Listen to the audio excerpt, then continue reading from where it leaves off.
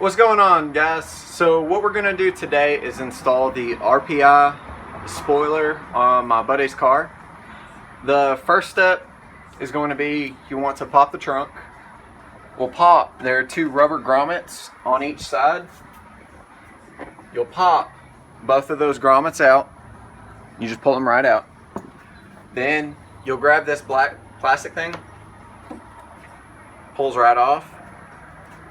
You'll want to get both of the stoppers on the trunk.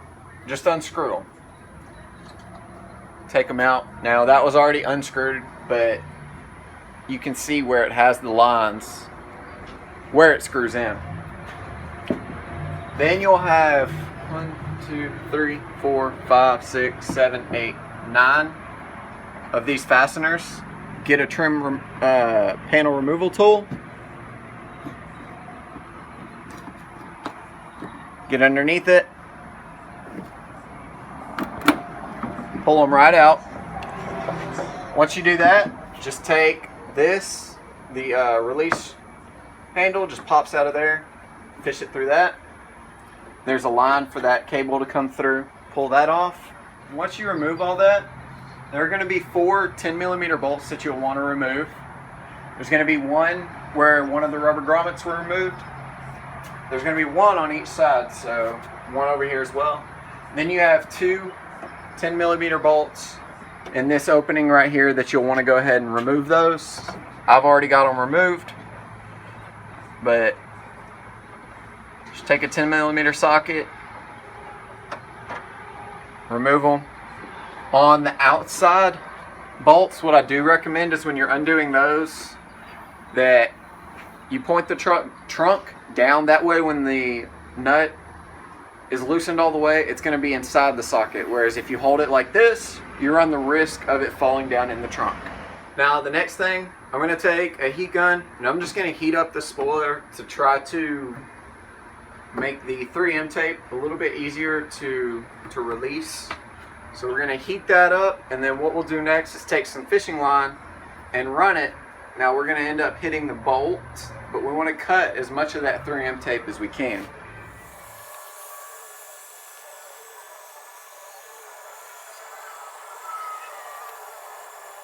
After we heat the spoiler, I'm just going to take some fishing line,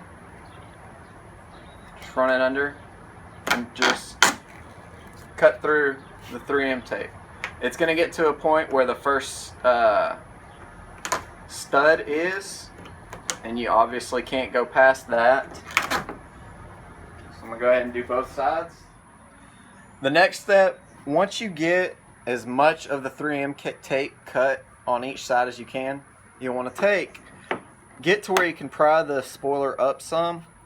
Take the fishing line, find the threaded bolt, fish it through to where you can grab the line. Be careful when fishing that through. You can come here. If you notice, the reason I can't pull it, there's an orange clip right there. So if you get caught on that clip, just pull the string back a little bit to where it's not caught, to where you can get it under there. And then you can work to cut through some more of that 3M tape. Once you get to the bolts in the center, do the same thing. Lift the spoiler up, fish the fishing line through.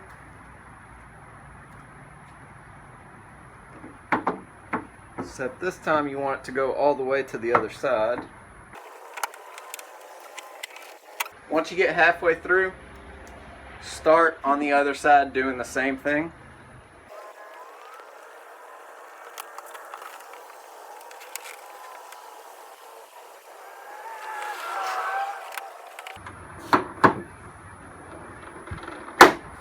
Remember, you have to pop that orange tab out.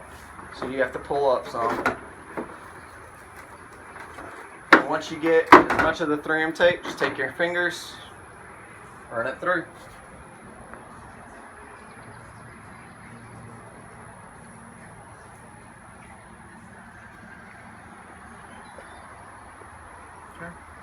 there you have it.